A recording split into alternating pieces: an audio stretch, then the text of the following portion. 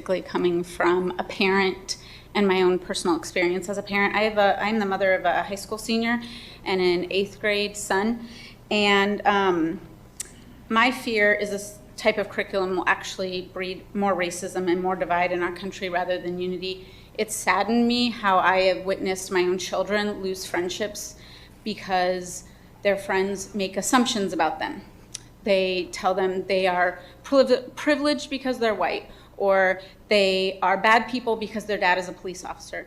So many of my kids' closest and best friends who were basically like family to us and welcomed in our own home have now totally disregarded my own children as the people that they know they are, the years that they've spent with them, just based on all the rhetoric that's going around. So I fear that this is actually taking a step backward because I'd rather empower people in minority groups to rise above and not do anything that's going to create a victim mentality that if you're born a certain way, that you're now not afforded the same options in our country that everyone else is. Because I think we live in a country where if you put forth the effort, there's opportunities out there for everyone.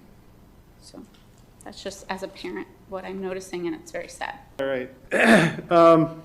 So I'm here to talk about this, the American Studies curriculum. The recent events have brought to light the failure of our education system. And I should have taken this off earlier. The young people we witnessed rioting and looting in some of our largest cities came out of an education system that had taught them to hate America. I think that's really sad. The source of the hatred can be traced directly to the emphasis on identity culture, which separates us into special interest groups. Each group is isolated from the other by mistrust stemming from perceived grievances and artificial cultural barriers. The class being proposed to this body, known as American Studies, is one that continues the misguided methods of emphasizing the negative differences between American citizens. This country is not a country of racism or sexism or any kind of ism. We are tired of the continual drumbeat of our educational system has used the program of our kids to program our kids into thinking that America is a country of hate and division. It is not. Please vote no on adding this misguided curriculum into our schools, and let's stop sacrificing our children on the altar of political correctness. Thank you.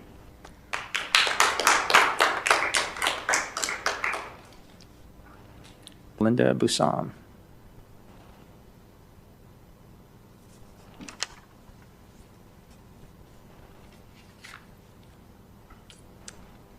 Hello, my name is Linda Bussam, and I want to thank the governing school board for letting me speak today.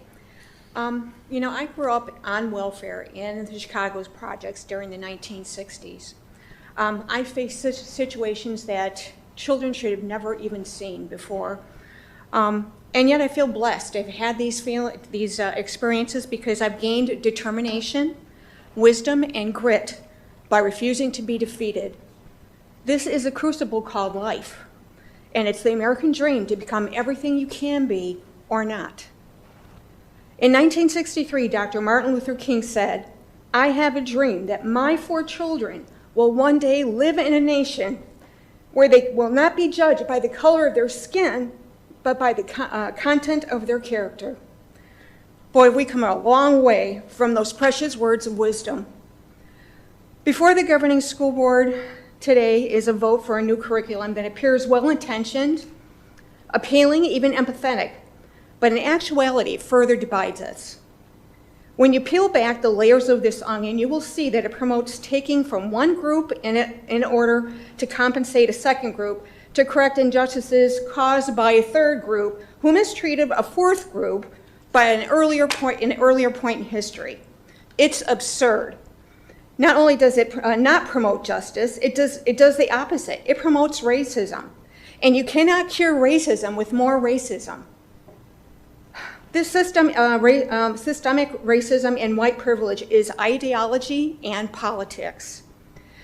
Yet the National Education Association feels it's their duty to indoctrinate our children and further strip parents of their rights to teach their children their values and their morals.